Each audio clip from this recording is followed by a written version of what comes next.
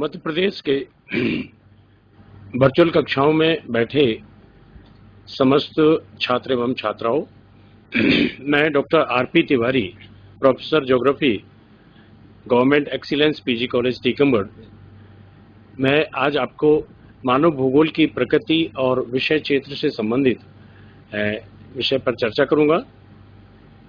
जैसा कि आप सभी जानते हैं कि भूगोल एक ऐसा विषय है जो प्राकृतिक और मानवीय दोनों प्रकार की परिस्थितियों में एक साथ अध्ययन किया जाता है। इस विषय का यदि हम इसको परिभाषित करें तो किसी भी प्रदेश में प्राकृतिक और मानवीय हस्तक्षेप के कारण होने वाले विभिन्न प्रकार के परिवर्तनों के अध्ययन को हम भूगोल कहते हैं। अब प्रश्न उठता है कि मानव भूगोल क्या है।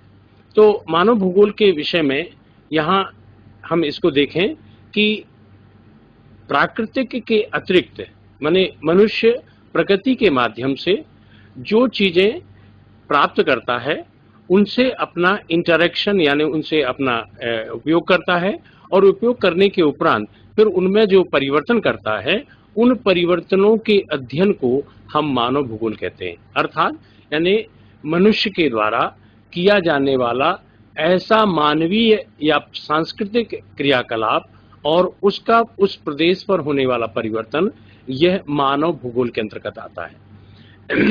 प्रिय छात्रों, जैसा कि अभी प्रकृति और मनुष्य दो शब्द आपके समक्ष आए हैं, तो सबसे पहले मैं आपको थोड़ा सा प्रकृति की एक अलग परिभाषा देना चाहूंगा।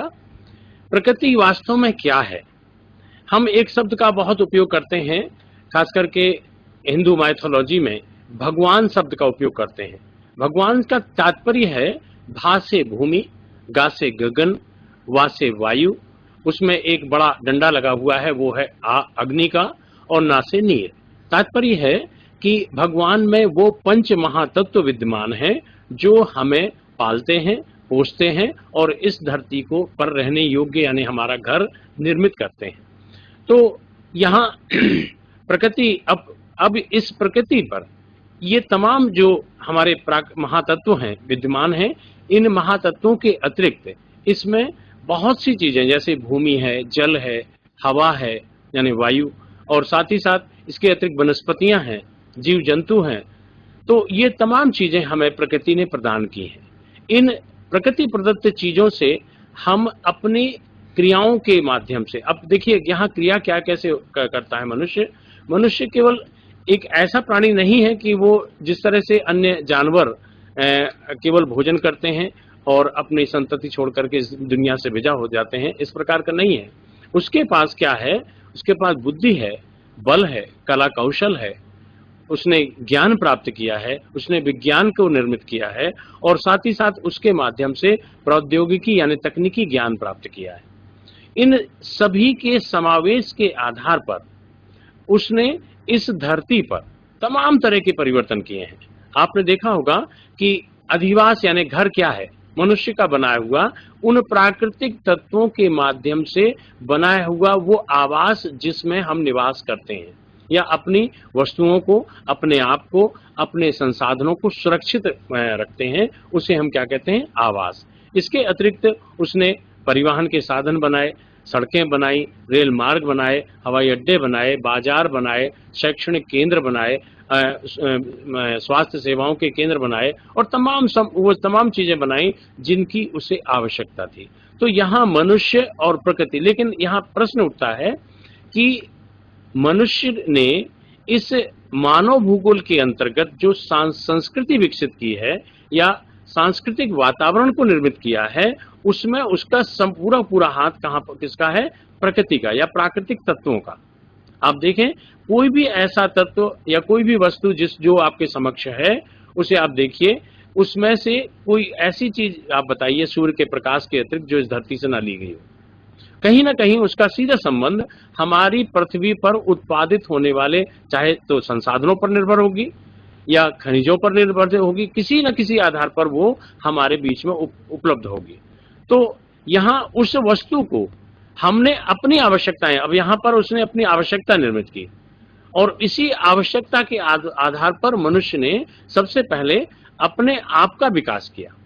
उदाहरण के लिए देखिए, जब मनुष्य आदिम युग में आया तब वो पूरी तरह से प्रकृति का दास के रूप में था, और प्रकृति के दास के रूप में होने के कारण वो अपने आप में, माने जैसा प्रकृति उसको प्रदान करती थी वातावरण, उसी वातावरण में उसके अनुरूप ढल जाने की प्रवृत्ति उसमें पाई जाती थी। जो कुछ उसे मिला भोजन कर लिया, जहां पर भी उसे शयन करने का या अपने आप को आराम करने का मिला वहां उसने आराम कर लिया। तो उस समय ऐसे मनुष्य को हमने क्या कहा? आदिम मानव।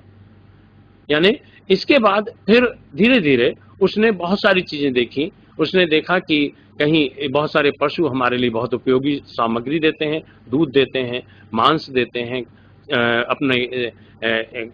अपनी चमड़ी देते हैं। इसके अतिरिक्त कुछ ऐसे पशु भी हैं जो हमें यात्रा करने में सहायक हो सकते हैं। तो उनको उन्होंने पालना शुरू किया। इसके साथ ही साथ उसने देखा कि कुछ पौधे ऐसे हैं जो एक समय में उगते हैं और बीज छोड़ करके चले जाते हैं। यदि उन बीजों को हम एकत्र कर लें तो एकत्र करने के बाद उसने देखा कि उनकी हम फिर से उसी सीजन में या मौसम में हम जहाँ कृषि करते माने उसको बोने लगे तो एक बड़े पैमाने पर हम उनका उत्पादन कर लेते हैं। तो पशुपालन, आखेट, कृषि इत्यादि के आधार पर धीरे धीरे मनुष्य क्या बन गया? एक आर्थिक मानव के रूप में विकास हुआ। और साथ ही साथ इस आर्थिक मानव के पूर्व उसने अपने निवास के लिए कहीं ना कहीं कोई झोपड़ी बनाई होगी, कोई ऐसा क्षेत्र निर्मित किया होगा जिसमें वो अपने आप को हिंसक पशुओं से यानी वन्य जीवों से या ऐसी स्थिति में जहां अपने आप को प्रकृति की विभीषिकाओं से बचने के लिए सुरक्षित अनुभव करे, इसलिए उसने आवास निर्मित किए होंगे। तात्पर्य ये कि वह होमो सेपियन बन गया। तो उसने अपना धीरे धीरे विकास करना प्रारंभ किया। लेकिन वर्तमान समय में जो मनुष्य है, यानी आप जिस युग के प्राणी हैं या मानव है, वो अब प्रौद्योगिकी युक्त विकसित मानव यानी टेक्नोलॉजिकली एडवांस्ड मैन के रूप में जाना जाता है। आपके जेब में एक मोबाइल पड़ा हुआ है, एक टेक्नोलॉजी है, एक पेन पड़ा हुआ है, एक टेक्नोलॉजी है, आपके पास एक लैपटॉप है, या आने जाने के लिए आपके पास स्कूटर या मोटरसाइकिल है। तात्पर्य ये कि कोई ना कोई प्रौद्योगिकी के साथ आप जीवन जी रहे होते हैं। तो ऐसी स्थिति में स्वाभाविक है कि मनुष्य ने प्रकृति से विभिन्न चीजों का उपयोग करना सीखा और अपने आप को विकसित किया। तो यहां से अब प्रश्न उठता है कि मानव भूगोल वास्तव में क्या है। तो यदि हम थोड़ा ऐतिहासिक पन्नों पर नजर डालें तो सबसे पहले इस चीज को आप देखें तो ये चीज मैंने अभी जो बताई कि मनुष्य ने प्रकृति से प्राकृतिक वातावरण तैयार हुआ और मनुष्य के इस प्राकृतिक वातावरण पर किए गए इंटरेक्शन यानी उनके आधार पर उसने सांस्कृतिक या संस्कृति को बनाया और उससे एक नया वातावरण विकसित हुआ, जिसे हम क्या कहते हैं? सांस्कृतिक वातावरण। इन दोनों प्रकार के वातावरण को प्रारंभिक काल में मनुष्य जैसा प्रकृति प्रदत्त करती थी उस प्रकार से उसमें रहने की प्रवृत्ति को हम अनुकूलन, मनुष्य का अनुकूलन यानी उसको एडेप्टेशन के रूप में देखते थे। फिर यही प्राकृतिक वातावरण में धीरे धीरे उसने परिष्करण करना शुरू किया, यानी एक छत के नीचे उसने सोना शुरू कर दिया, अपने चारों ओर दीवार बनाई और उसमें उसने परिष्करण किया, एक छतरी बना ली। तात्पर्य ये कि उसने प्रकृति के जो विभीषिकाएं थी उनसे बचने के लिए अपने आप को परिमार्जित किया और उसके आधार पर वह एक अच्छे आवास में रहने लगा और यहीं से सांस्कृतिक वातावरण की विकसित हुआ। लेकिन कई ऐसे भी क्षेत्र थे जहां वह अभी भी उतना उन पर विजय प्राप्त नहीं कर सका। जैसे आज आप देखें तो ध्रुवीय क्षेत्र हैं या उष्ण मरुस्थलीय क्षेत्र हैं या विश्व के बड़े वर्षा वन हैं, उनमें आज भी वो अपनी उतनी टेक्नोलॉजी का, उतने ज्ञान का, बल का यानी वो उपयोग नहीं कर सका। तो वहां पर वो एडजस्टमेंट करता है और कई स्थानों पर यह भी स्थिति आती है कि उसे उस प्रकृति से अपने आप को बचाने के लिए संघर्ष करने की आवश्यकता भी पड़ती है। तो अब प्रश्न उठता है कि वास्तव में मानव भूगोल या मानव भूगोल की प्रकृति क्या है? तो हम प्रकृति और मनुष्य के दोनों के सम्मिश्र से जो सामने आया उसको हम क्या कहते हैं? मानव भूगोल। अर्थात भू सतह पर मानवीय तथ्यों, स्थानीय वितरणों, प्रादेशिक वातावरण के पारस्परिक और उसके कार्यात्मक संबंधों का अध्ययन मानव भूगोल में किया जाता है। अब इसको थोड़ा फ्रेडरिक रेडजेल ने क्या परिभाषा दी, यानी 1882 में सबसे पहले एक पुस्तक लिखी उन्होंने, एंथ्रोपोज्योग्राफी। इस पुस्तक में उन्होंने मानव भूगोल के दृश्य सर्वत्र वातावरण से संबंध है जो भौतिक दशाओं का योग है। यानी उन्होंने कहा कि ऐसी भौतिक यानी प्राकृतिक दशाएं जो जहां पर जैसी विद्यमान है, उन सभी वातावरण के आधार पर मनुष्य ने उस दृश्यावली का जिस दशाओं के रूप में उपयोग किया है, उनका सम्मिश्र या योग मानव भूगोल कहलाता है। इसके आगे इसी सैंपल ने 1911 में एक पुस्तक लिखी, इन्फ्लुएंस ज्योग्राफिक एनवायरमेंट्स। इसमें उन्होंने मानव भूगोल क्रियाशील मानव एवं अस्थायी पृथ्वी के परिवर्तनशील संबंधों का अध्ययन कहा।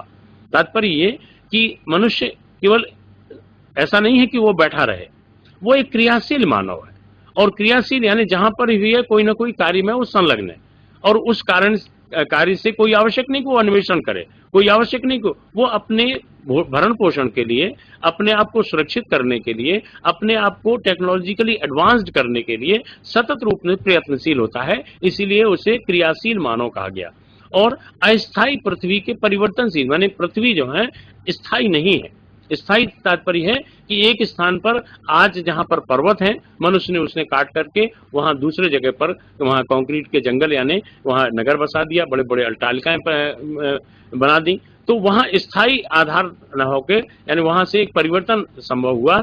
इसी परिवर्तनों का अध्ययन हम किस में करते हैं, मानव भूगोल के अंदर करते हैं। इसी तरह से विडाल्डी लावलास ने अपनी एक पुस्तक जिसमें प्रिंसिपल ऑफ ह्यूमन ज्योग्राफी 1911 में उन्होंने भी एक लिखी कि पृथ्वी एवं मानव के पारस्पर संबंधों का संश्लेषणात्मक ज्ञान मानव भूगोल कहलाता है। तात्पर्य ये कि मानव भूगोल इस यानी पारस्परिक संश्लेष माने उनका जो बहुत अच्छा आधार है, यानी पृथ्वी पर जो कुछ भी अच्छा है मनुष्य के लिए, उन दोनों का पारस्परिक संबंध, यानी जैसे कृषि करना, अच्छी जहां मिट्टियां हैं वहां मनुष्य बहुत अच्छी कृषि करता है, जहां मिट्टियां बहुत अच्छी नहीं है वहां मनुष्य कृषि नहीं करता, वहां वनों को उगाता है, या ऐसे आवासीय क्षेत्रों का विकास करता है जहां उनकी उस कृषि में उनकी उपयोगिता नहीं है। इस प्रकार के संश्लेषणात्मक उसने ज्ञान तैयार किया और उसके आधार पर best utilization of the land resource के रूप में उनका उपयोग करना सीखा।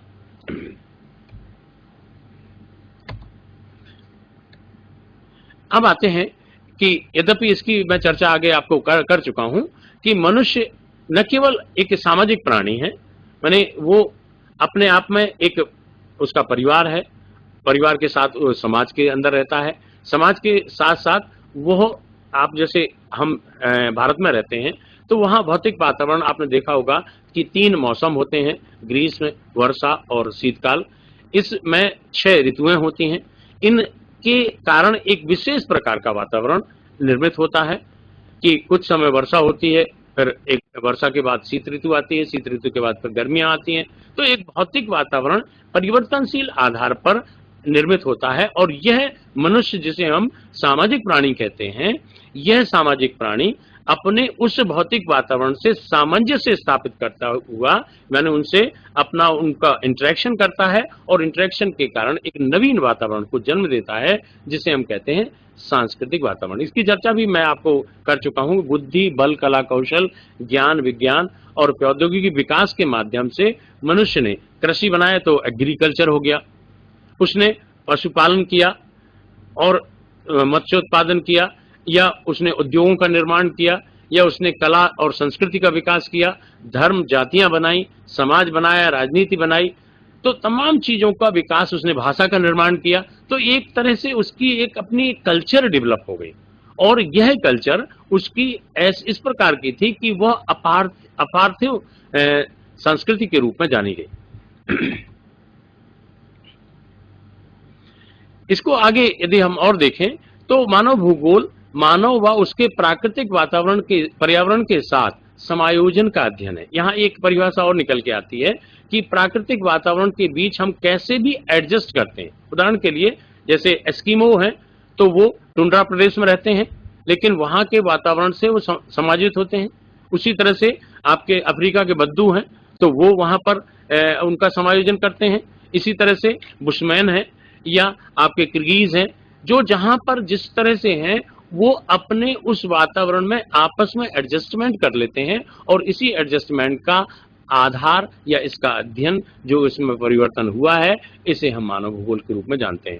तो प्राकृतिक संसाधनों का अ, ये मनुष्य अपने समायोजन में अब क्या करता है वो कि जैसे ही वो समायोजन करने की स्थिति में आता है, तो वो विभिन्न प्रकार के जो भी उसके पास उपलब्ध संसाधन है, आपने देखा होगा आदिवासियों को देखिए, एक जो जिसके पास संसाधनों की बहुत कमी है एक परिवार में, ग्रामीण क्षेत्र में, तो आपने देखा होगा उसका मकान टूटा फूटा झोपड़ी के रूप में होता है, खपरेल होता है, या उसका थोड़ा सा आर्थिक यदि मजबूत हुई तो उसकी दो मंजिला खपरेल के रूप में अटारी होती है।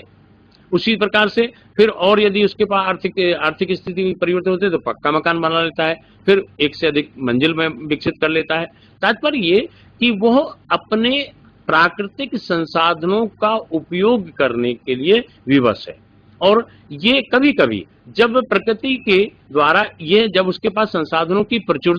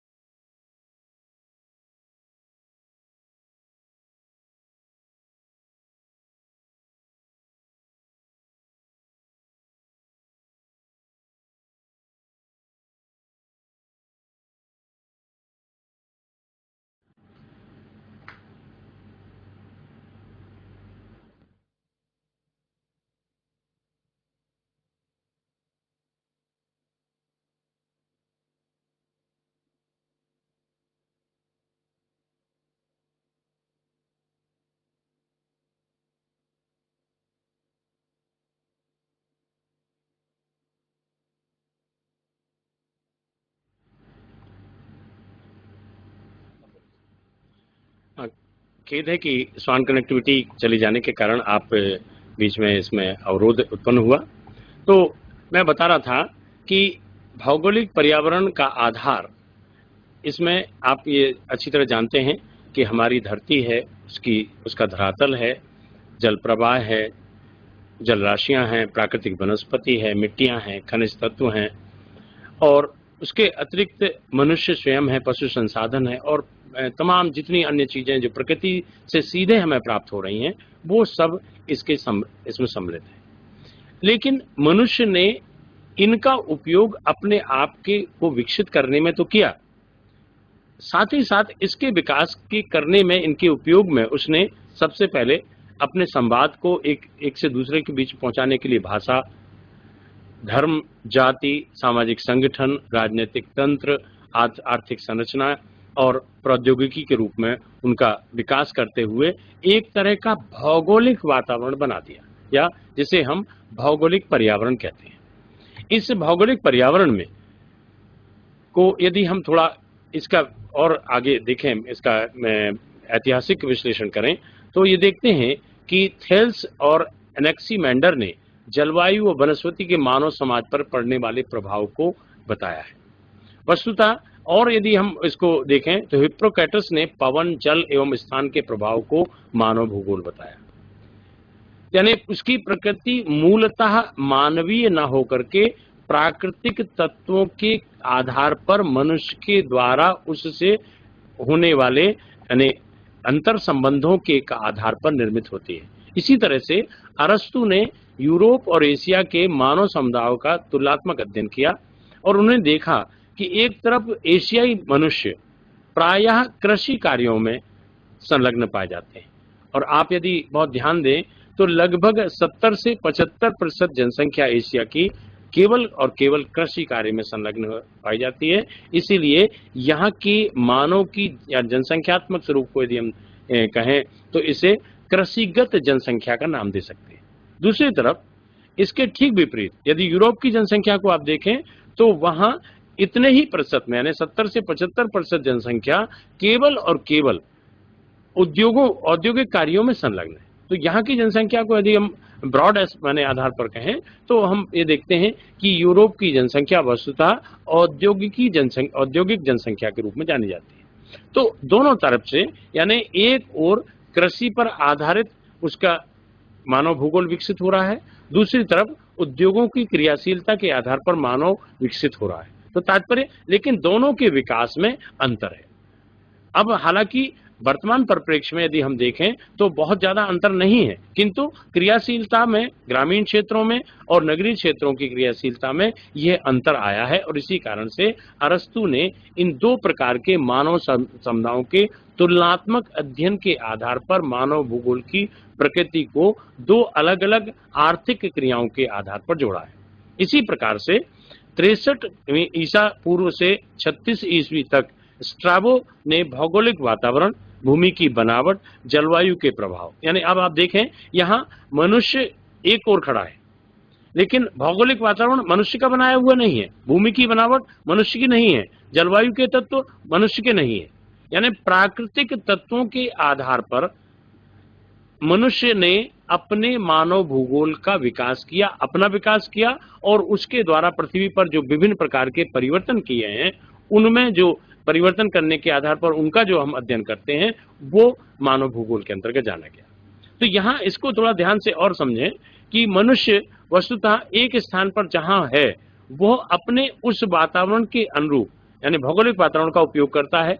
जैसे उदाहरण के लिए हम मध्य प्रदेश के निवासी हैं, तो मध्य प्रदेश में रहते हुए हम कृषि योग्य भूमि के आधार कृषि कार्य अधिक करते हैं, लेकिन जो ग्रामीण क्षेत्रों में वो अधिकांश उस पर निर्भर है। नगरीय क्षेत्रों में या कस्बों में वो माने नगरीय क्षेत्रों में उनका कम से कम कृषि करते हैं, वहां पर परिवहन के कार्य या द्वितीय तृतीय कार्यों में या उद्योग के कार्यों में संलग्न रहते हैं। इसके बीच के दोनों यानी नगर यानी और गांव के बीच का जो एक अधिवास है जिसे हम कस्बा या रर्बन कहते हैं। एक नया शब्द है आप लोगों के लिए कि रर्बन से मतलब रूरल प्लस अर्बन, यानी दोनों प्रकार की संस्कृति जहां पर पाई जाती हैं। तो इन दोनों के आधार पर मानव भूगोल का विकास, यानी इसमें कृषि और उद्योग दोनों ही एक साथ विकसित होते हैं, और ऐसी स्थिति में ग्रामीण क्षेत्र छूट नहीं पाता, नगरीय क्षेत्र के चिन्ह दिखाई देने लगते हैं। तो स्ट्रैबो ने ये कहते हैं कि पहले भौगोलिक वातावरण का प्रभाव, भूमि की बनावट यानी उसकी संरचनात्मक पृष्ठभूमि का प्रभाव, और साथ ही साथ विभिन्न प्रभाव मनुष्य पर पड़ते हैं। उसी के आधार पर एक मनुष्य जो नीग्रो है वो काला हो गया, जो एस्किमो या अल्पाइन है वो एकदम भूरे हो गए, या मैंगोलाइट्स एकदम पीले रंग के या चीन जैसे दिखाई देने लगे, यानी तिब्बतीन जैसे दिखाई देने लगे। तो ये तमाम चीजें मनुष्य ने, इसके अतिरिक्त भी यदि आप और ध्यान से देखें तो टॉलमी ने गणित, भूगोल एवं प्रक्षेपों का प्रभाव, यानी यहाँ पर एक नई चीज बताई कि मानव भूगोल का जो आविर्भाव हुआ है वो वस्तुतः गणित यानी स्टैटिस्टिक्स बीच में आ गई। कितने व्यक्ति कहाँ काम करते हैं, कितनी भूमि पर कितना उत्पादन होता है, कितनी प्रतिशत जब वर्षा हुई, कितने क्या टेम्परेचर का उसका कितना है, कम है या ज्यादा है, यानी कहीं ना कहीं स्टैटिस्टिक्स उसके बीच में घुस गई। तो तात्पर्य उनका भूगोल में जहां गणितीय आधार संबंध जुड़े और उसके द्वारा हमने पृथ्वी को विभिन्न प्रोजेक्शंस में डिवाइड किया, इसके प्रभाव के आधार पर भिन्न भिन्न प्रदेशों का निर्माण हुआ। प्रदेशों पर मनुष्य ने अपनी क्रियाएं की जो उस वातावरण के अनुरूप थी, और उसी के आधार पर मानव भूगोल का विकास संभव हुआ। इसके बाद 18वीं शताब्दी में ये कुछ ऐसे विद्वान आए जो जर्मन भूगोल से संबंधित थे। उनमें रैडजेल, कांट, रिटर, हम्बोल्ट, फोबेल, पॉशेल और रिस्टोफेन ने इन्होंने मानव भूगोल को अलग ढंग से प्रतिपादित किया। इसके बाद 19 और 20वीं शताब्दी में यहाँ मानव भूगोल में फ्रांसीसियों ने रेकलस, ब्लास, ब्रूंज, मार्टोनी, डिमांजिया और फेब्रे ने काम किया। अमेरिकन समुदाय के रूप में कुमारी सैम्पल, हटिंगटन, बोमैन, सावर और टेलर ने अलग अलग परिभाषाएं देकर के मानव भूगोल की प्रकृति को विश्लेषित किया। इसके साथ ही साथ हर्बर्टसन, मैकेंडर, रॉक्सबी और फ्लूअर यानी ब्रिटिश समुदाय के लोगों ने इस तरह से मानव भूगोल को अलग अलग ढंग से उसको परिभाषित करने का प्रयास किया।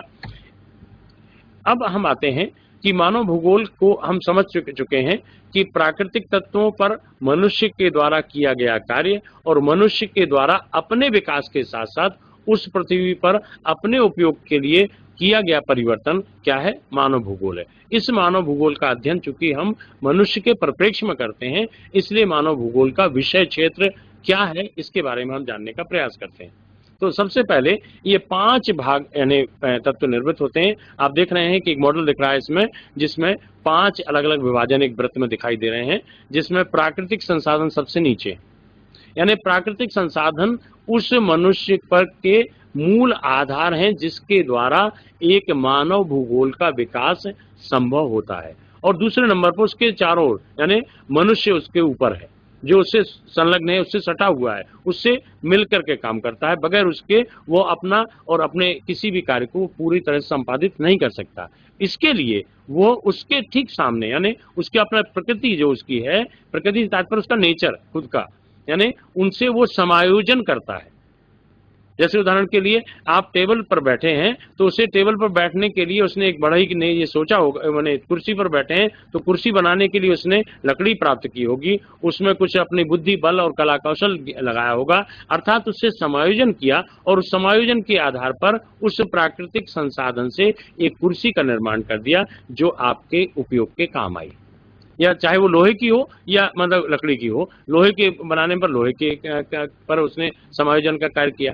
इन दोनों के आधार पर सबसे पहले सांस्कृतिक वातावरण यानी अब देखिए आप जहां जिस छत के नीचे बैठे हैं उसमें आप देखिए तो वहां पर सीमेंट, लोहा, मिट्टी, गिट्टी तमाम चीजें लगी हुई और उसके द्वारा आपने एक विद्यालय या महाविद्यालय का एक कक्ष तैयार यानी वर्चुअल कक्षा एक बनी। तो यहां पर एक सांस्कृतिक वातावरण का विकास संभव हुआ। इस सांस्कृतिक बात माने यहां पर मनुष्य ने अपने प्राकृतिक संसाधनों से एडजस्टमेंट किया, अपना इंटरेक्शन किया, किसके आधार पर, वही चीज आधार वो वही है उसके बुद्धि, बल, कला, कौशल, ज्ञान और विज्ञान। इसके आधार पर एक सांस्कृतिक वातावरण सामने आ गया। उस सांस्कृतिक वातावरण में अब उसमें टेम्पोरल माने उसके प्रोग्रेशन हुआ उसमें, यानी लगातार उसमें एक के बाद एक परिवर्तन होने चले। यानी आज से 500 वर्ष पहले क्या स्थिति थी और आज क्या स्थिति है, इसका परिवर्तन भी आपने देखा होगा। आज से 20 वर्ष पहले या 10 वर्ष पहले उसमें कहीं ना कहीं कोई परिवर्तन, लगातार विकास की ओर हम बढ़ते जा रहे हैं और यही अनुक्रम हमें दिखाई देता है। इन्हीं 5 चीजों को हमने इस पर इनको अलग रूप में प्रस्तुत किया है। प्राकृतिक संसाधनों का हम मूल्यांकन करते हैं। उदाहरण के लिए तो एक भूमि सभी जगह कृषि योग्य भूमि है, लेकिन एक बहुत उपजाऊ है, एक बहुत ज्यादा उपजाऊ नहीं है, एक महानगर के बीचों बीच है जहां पर एक दुकान रखी जा सकती है, वहां पर एक व्यापार केंद्र विकसित हो सकता है, तो वहां उसका महत्व बहुत अधिक है। अर्थात प्रादेशिक स्तर पर प्रत्येक संसाधन किस रूप में कितना उपयोगी है। जैसे उदाहरण के लिए सोना क्यों बहुत ज्यादा माने कीमती है, उसके बदले में अन्य धातुएं उतनी कीमती क्यों नहीं है? इसका सीधा सीधा कारण है कि हमने उस प्राकृतिक संसाधन की उसकी सीमितता के आधार पर उसका मूल्यांकन किया हुआ है और उस मूल्यांकन के आधार पर हमने उसकी उपयोगिता को पहचाना है। इसके तीसरा पॉइंट है आवासित मानव समुदाय द्वारा प्राकृतिक संसाधनों का उपयोग एवं सांस्कृतिक भूदृश्य का निर्माण। यहाँ एक शब्द आया है सांस्कृतिक भूदृश्य। सांस्कृतिक भूदृश्य से तात्पर्य है आप जहां पर भी हैं, बाहर निकले आपका वर्चुअल कक्षा से, आपको देखेंगे कि पूरा महाविद्यालय आपका बाहर दिखाई देता है। ये वास्तव में है क्या? एक शैक्षणिक केंद्र है जहां पर आप शिक्षा प्राप्त करने आते हैं। इस शैक्षणिक केंद्र को एक भूदृश्य यानी शिक्षा के केंद्र का भूदृश्य बनाया गया, जिसमें आप एक ऐसा मन बना करके आते हैं कि हमें यहाँ पर शिक्षा प्राप्त करनी है, हमें एक आदर्श मानव निर्मित होना है। तो हर जगह जहाँ बाजार में जाते हैं तो बाजार, आप अस्पताल में जाते हैं तो वहाँ उस प्रकार का भूदृश्य होता है, परिवहन केंद्र पर जाते हैं वहाँ उस प्रकार का भूदृश्य होता है। तात्पर्य ये मनुष्य ने अपने समुदाय को न केवल आवास में परिणत किया है, बल्कि प्राकृतिक संसाधनों का इस तरह का उपयोग किया कि उसने अलग अलग प्रकार के मानव के भूदृश्य के रूप में सांस्कृतिक वातावरण विकसित किया। और जो इसके निर्माण के आधार पर एक जगह, जैसे आप कहीं चलिए बाजार चलते हैं, दैट मीन्स इसका तात्पर्य यह हुआ कि वहां एक भूदृश्य है जो बाजार के रूप में जाना गया। आप रेलवे स्टेशन जा रहे हैं, तात्पर्य ये कि वहां रेल मार्ग है और रेल का आगमन होता है और वहां उस स्टेशन पर रेलगाड़ियां रुकती हैं और जिससे आप यात्राएं करते हैं। तात्पर्य वहां एक अलग भूदृश्य बन गया। इसी तरह से एक धार्मिक स्थल है या एक आपका कोई पर्यटन स्थल है या एक कोई ऐसा क्षेत्र है जहां पर चिल्ड्रन पार्क बना हुआ है, या माने तात्पर्य अलग अलग आधार पर मनुष्य ने अपने उन आवासित समुदाय को अलग अलग नाम दिए, जिसे हम सांस्कृतिक भूदृश्य, और ये मानव भूगोल का प्राथमिक आधार है, जो वास्तव में उसके बगैर हम किसी तरह से वातावरण के विषय माने मानव भूगोल के विषय क्षेत्र को नहीं समझ सकते। अगला है उस प्रदेश के प्राकृतिक एवं सांस्कृतिक वातावरण के कार्यात्मक संबंध। अब देखिए यहाँ विषय क्षेत्र को और गंभीरता से देखें तो वहाँ प्रकृति सर्वत्र है, जलवायु है, धरती है, जल राशियां हैं, वातावरण में विभिन्न प्रकार की गैसें हैं, तो ये सर्वत्र विद्यमान, यानी प्राकृतिक तत्व सर्वत्र विद्यमान है। किंतु मनुष्य उन सर्वत्र विद्यमान संसाधनों के आधार पर एक अपनी संस्कृति के कारण उसमें एक नया वातावरण विकसित कर रहा है और जो उसके क्रियाशीलता के द्वारा निर्मित होता है, और ये विषय क्षेत्र का दूसरा आधार निर्मित करती है। यानी बगैर जब तक मनुष्य उसमें क्रियाशील नहीं होगा उस भूदृश्य में परिवर्तन नहीं होगा, और जब तक यह परिवर्तन नहीं होगा सांस्कृतिक वातावरण विकसित नहीं होगा। जैसे उसने कृषि किया तो कृषिगत वातावरण बना, उसने उत्खनन करना शुरू किया तो वहां पर खनिकर्म शुरू हो गया और एक नया वातावरण बन गया। उसने हवाई अड्डा का निर्माण कर दिया तो वहां एविएशन के लिए यानी हवाई मार्गों से जाने के लिए एक वातावरण बन गया। तो अलग अलग आधार पर उसकी कार्यात्मक संबंध जो प्राकृतिक वातावरण के विभिन्न तत्वों के द्वारा प्राप्त हुए, उनके आधार पर वो संबंध विकसित हुआ और ये विषय क्षेत्र का मूल आधार बन गया। फिर इन वातावरण माने समायोजन द्वारा मानव विकास हुआ। ये वस्तुतः अब यहाँ देखिए मनुष्य न केवल प्राकृतिक वातावरण से प्रभावित है, उससे कहीं ज्यादा। अभी आप देखें आपका एक दिन के लिए आपके टेलीविजन का जो आपके नेटवर्क है वो आना बंद हो जाए तो आप परेशान हो जाएंगे। आपके मोबाइल का नेटवर्क चला जाए आप परेशान हो जाएंगे। बाजार बंद हो जाए आप परेशान हो जाएंगे। हड़ताल हो जाए परेशान हो जाएंगे। आप बसें बंद हो जाए परेशान हो जाएंगे। ये तमाम चीजें किसने बनाई? मनुष्य ने। और उन्हीं वातावरण के उनसे अपना खुद का वो जुड़ा हुआ है। तात्पर्य ये कि वह अपने ही बनाए हुए वातावरण से इतना ज्यादा संश्लिष्ट हो गया है, जुड़ गया है, जिसके द्वारा वह मानव अपना और अपने उस मानव भूगोल का विकास कर सकता है। अब आते हैं ये मानव भूगोल का के जो विषय क्षेत्र में इसकी और हम आगे इसको देखें तो ये कैसे विकसित हुआ, यानी मानव भूगोल का विकास सबसे यहाँ तक हम समझ चुके हैं। तो मानव का उद्गम कैसे हुआ, उस क्षेत्र में मानव प्रजातियां कैसे विकसित हुई, जनसंख्या का आधार कैसे निर्मित हुआ, फिर मनुष्य ने अपने वातावरण से समायोजन किया, मानव ने अपनी आवश्यकताओं को समझा, उन आवश्यकताओं के आधार पर उसने विभिन्न प्रकार के सेटलमेंट तैयार किए, यानी बस्तियों का निर्माण किया। एक छोटी बस्ती पहले हुआ करती है, विशाल महानगर और अब मेट्रो सिटीज के रूप में विकसित हो गए। उसके बाद उसने मानव ने अपनी अर्थव्यवस्था विकसित की, उसने अपने आप को विभिन्न जीवन क्रम में बदला, जनजातियों को विकसित किया, अलग अलग वर्गों में उसे विभाजित किया। साथ ही साथ फिर उसे सही ढंग से चलाने के लिए उसने गुड गवर्नेंस का उपयोग करना शुरू किया और साथ ही साथ बने राजनीतिक प्रणाली विकसित की। और ये तमाम चीजें वस्तुतः उस मानव भूगोल के विषय के संसाधनों के प्रयोजन को सर्वथा उपयोग करने के आधार पर इनको निर्मित किया। अब देखिए विषय क्षेत्र कैसे, इन्हीं चीजों को हम देखें तो वस्तुतः मानव भूगोल का विषय क्षेत्र किस तरह से क्रियाशील होता है। मनुष्य का, जैसे आप एक आधार देखें, इसमें 7 विषय आपको एक साथ दिखाई दे रहे हैं जो अलग अलग मनुष्य के मानव भूगोल के द्वारा निर्मित हुए। सबसे पहले मानव भूगोल में हम कितने हैं, हमारा ग्रुप कैसा है, हमारा वितरण कैसा है, घनत्व कैसा है, हमारी आयु संगठन कैसा है, हमारी व्यावसायिक संरचना कैसी है, हमारा लिंगानुपात क्या है और हम एक स्थान से दूसरे स्थान को प्रवास क्यों करते हैं, इत्यादि का अध्ययन हम एक विश्व के विषय क्षेत्र के रूप में, जिसे हम जनसंख्या भूगोल कहते हैं, उसमें अध्ययन करते हैं। दूसरा, मानव भूगोल का दूसरा जो क्षेत्र है, ये क्षेत्र फिर आता है अधिवास भूगोल के रूप में। ये हमें स्पष्ट रूप से 2 तरह दिखाई देते हैं, एक जो ग्रामीण है और दूसरा नगरीय है। लेकिन ग्रामीण में भी कई हैं। एक जैसे एक पुरवा है, बहुत छोटा सा, जिसमें एक खेत के पास 4 झोपड़ियां बनी हुई हैं और धीरे धीरे वहां पर फिर उनकी आवश्यकताएं बढ़ने लगती हैं, कुछ घर बन जाते हैं। तो यहाँ एक छोटा सा एक टोला या पुरवा निर्मित होता है।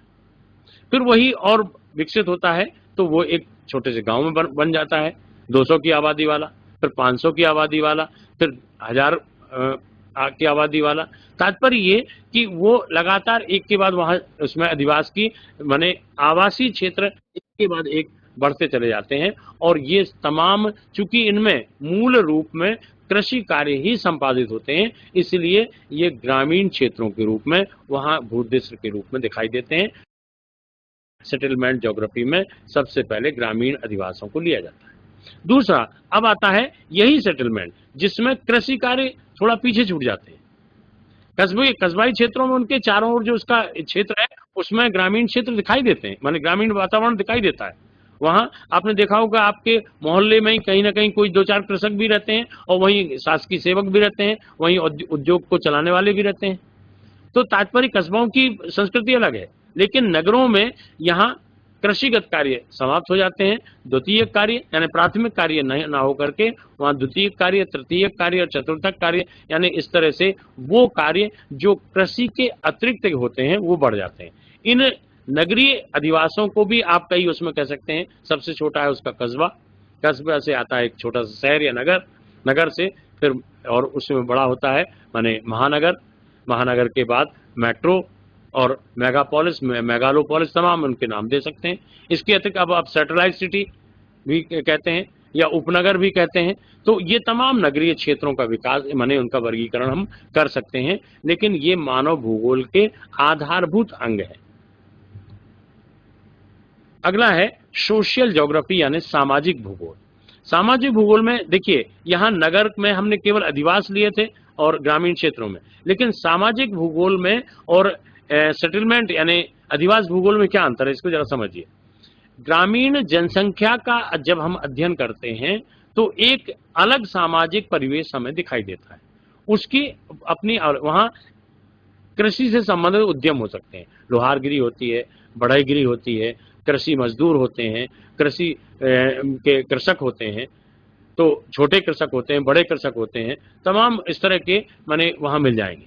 तो यहाँ पर सोशल ज्योग्राफी में सामाजिक व्यवस्था उसकी ग्रामीण क्षेत्र की जनसंख्या के रूप में प्राथमिक कार्यों से संलग्न होती है।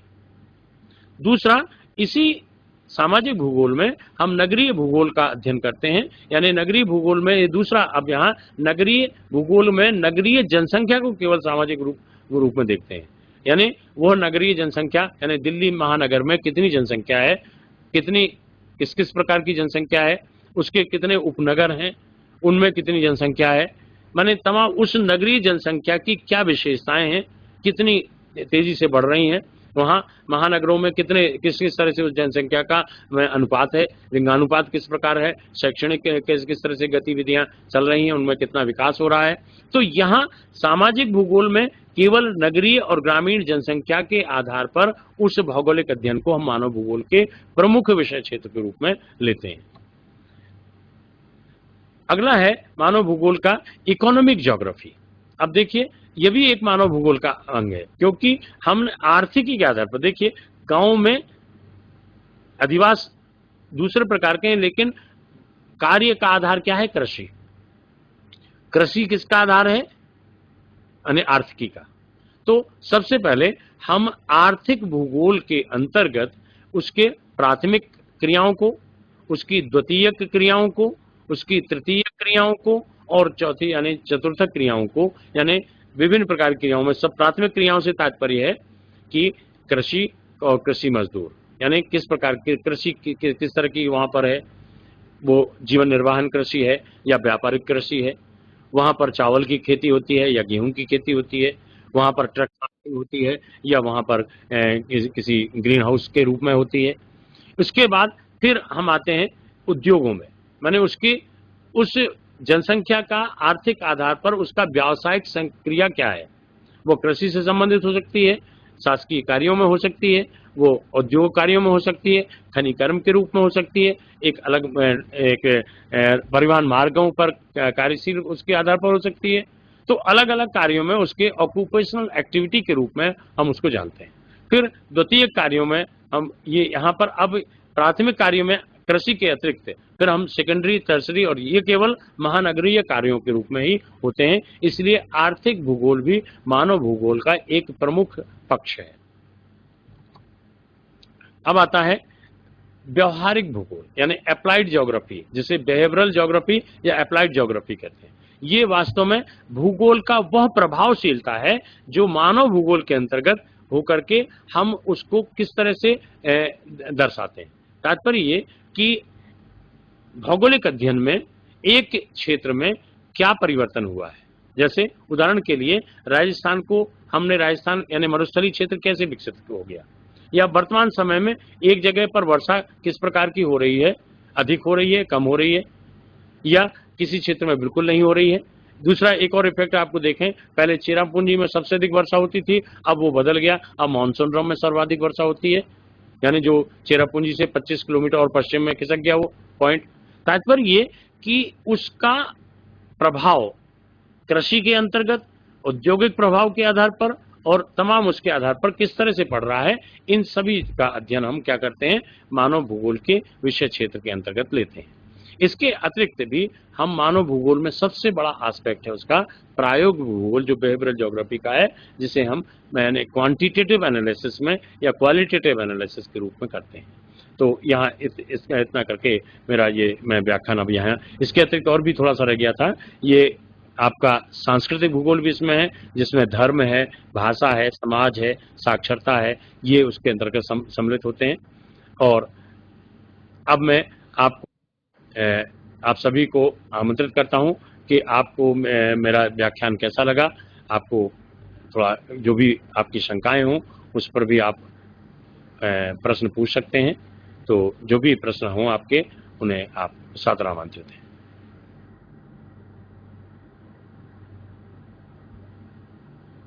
Any question? या तो आपको मेरे ख्याल से सबको बहुत समझ में आ गया है, या किसी को कुछ भी समझ में नहीं आया। यहाँ बहुत सारे विद्यार्थी मुझे दिख रहे हैं।